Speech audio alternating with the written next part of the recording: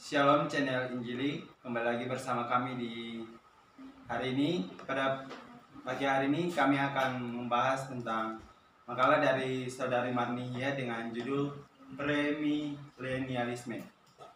Pembahasan ini mengarah kepada ajaran eskatologi dan ini akan dibahas oleh Marni. Kepada Marni dipersilakan. Baik, saya akan membahas mengenai premilenialisme pada saat ini, di mana prinsip premil dapat dipahami dalam dua dasar utama.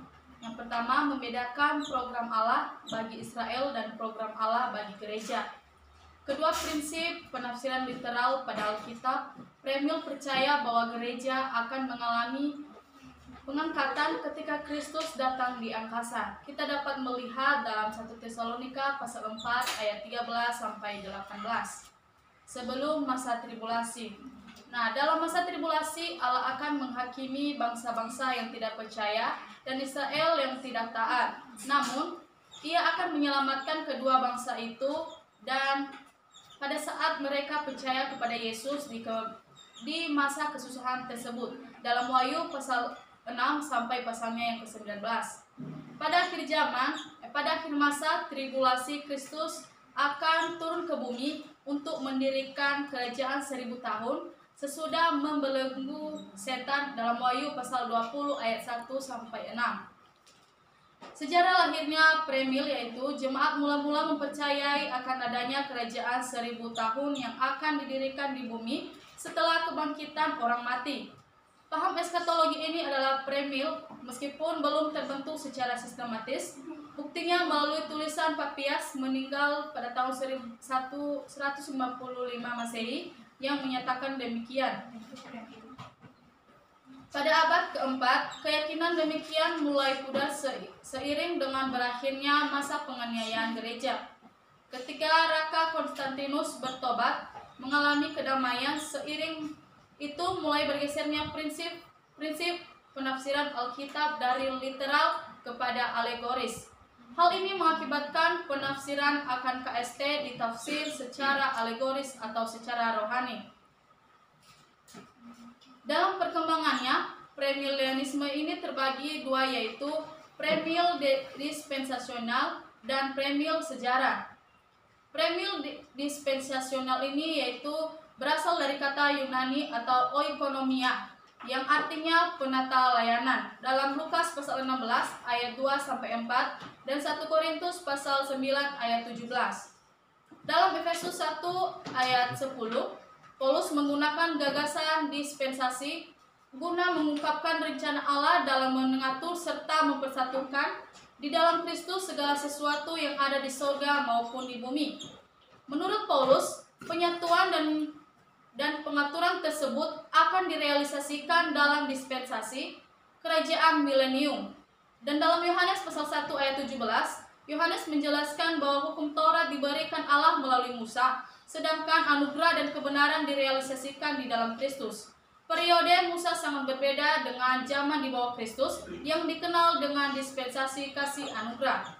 Yang kedua, secara teologis dispensasi bermakna pengaturan terhadap wahyu progresif ilahi yang dinyatakan secara bertahap melalui periode tertentu.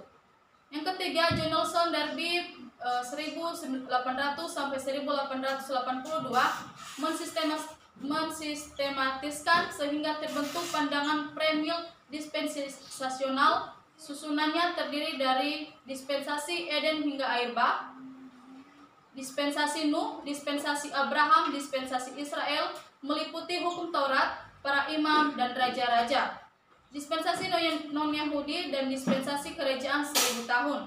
Secara akademis dipopulerkan oleh C.I. Scofield dalam dunia teologi Injili dan kekristenan. Yang keempat, secara akademis teologi dispensasi diteruskan oleh Charles Ryrie, John Walford dan Alpha J.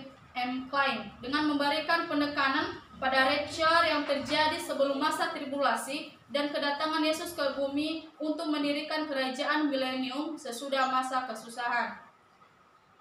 Hermeneutik dan pandangan premil dispensasional memegang prinsip penafsiran literal interpretation atau penafsiran literal. dan sering disebut dengan Principle of Grammatical Historical, yaitu menekankan pemahaman dan pengertian literal dari masing-masing kata berdasarkan kebenaran gramatika secara fakta-fakta sejarah yang akurat. Disebut juga dengan normal interpretation. Yang kedua, pemahamannya terhadap Israel di mana Allah memberikan janji yang tanpa syarat, yaitu unconditional covenant kepada Abraham dalam Kejadian 12 ayat 1 sampai 3. Israel bukanlah gereja. Israel adalah keturunan Yakub biologis, secara tidak pernah dirohanikan menjadi gereja. Pandangan ini menyatakan bahwa Kristus akan kembali sebelum kerajaan milenium dan bahwa ia akan memerintah dalam kerajaannya. Kerajaan damai yang berlangsung selama 1000 tahun tidak dirohanikan dengan alasan apapun.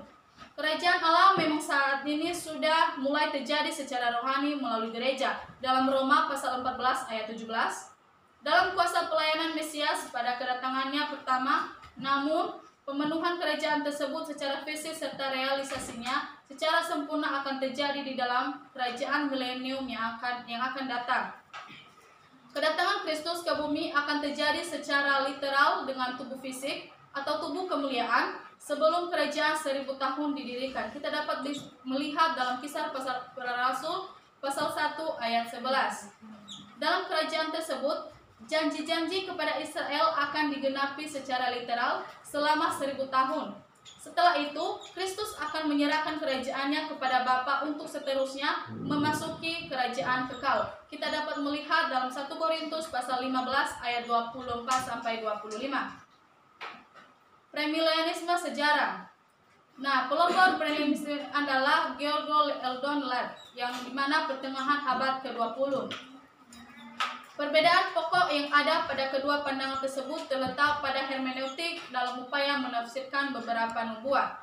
Hermeneutik dan pandangan premilenialisme sejarah. Metode penafsiran literal tidak selamanya harus diterapkan secara konsisten. Metodenya ialah sistem penafsiran rohani atau spiritualizing hermeneutik. Premil sejarah mengajarkan bahwa kerajaan milenium bukan dimulai pada saat yang akan datang, tetapi sudah diawali sekarang ini dari sorga. Di sisi lain, premil sejarah juga menerima pandangan post-tribulasi yang meyakini bahwa gereja akan masuk ke dalam masa tribulasi seperti diketahui dari PL dan PB berkenan dengan kesusahan yang telah dan yang sedang dialami oleh orang-orang percaya selama ini.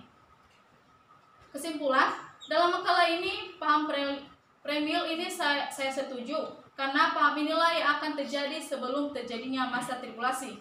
Premil ini percaya akan mengalami pengangkatan gereja atau orang-orang yang percaya yang diangkat oleh Tuhan di angkasa. Kita dapat melihat dalam 1 Tesalonika pasal 4 ayat 13 sampai 18 sebelum masa tribulasi. Dan orang-orang yang telah diangkat di angkasa akan melakukan perkawinan anak domba, dan juga dengan berlangsungnya perkawinan anak domba tersebut di bumi akan terjadi masa tribulasi.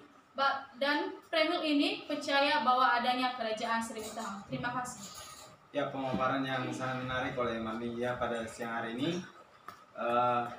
Jadi premil ini berbicara percaya akan adanya kerajaan 1000 tahun.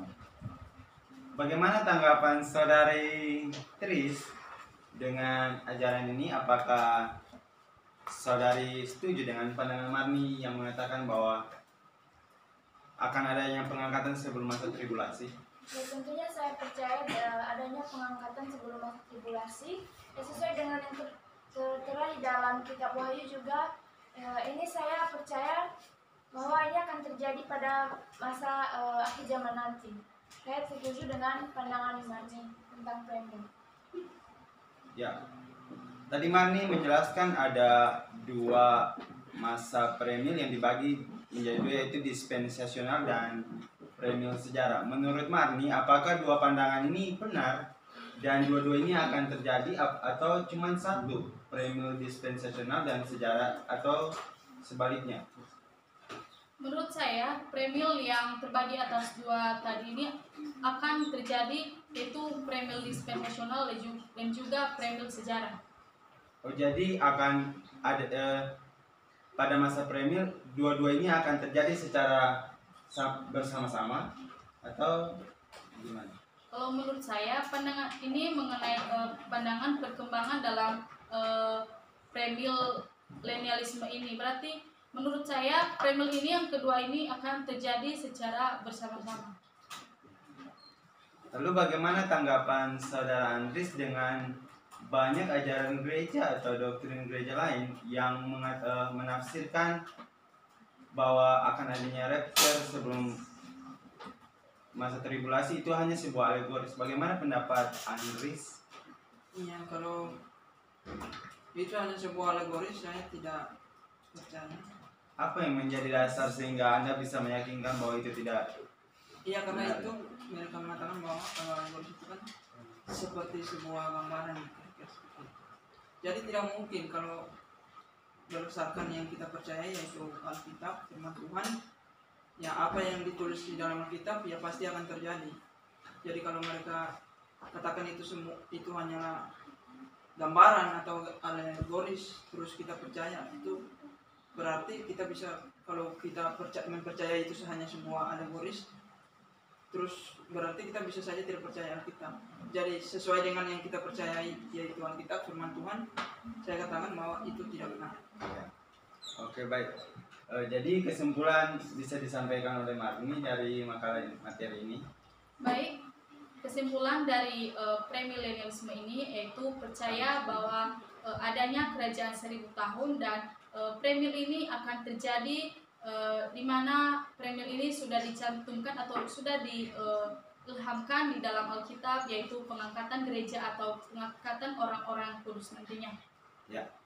Jadi nanti sebelum masa tribulasi kita sebagai orang-orang percaya akan diangkat bersama-sama dengan Tuhan Yesus dan akan memerintah dalam akan ada dalam perkawinan anak domba berdasarkan kesimpulannya. Ya, baik, pemaparan yang sangat menarik. Demikianlah pemaparan kami pada siang hari ini. Salam Injil.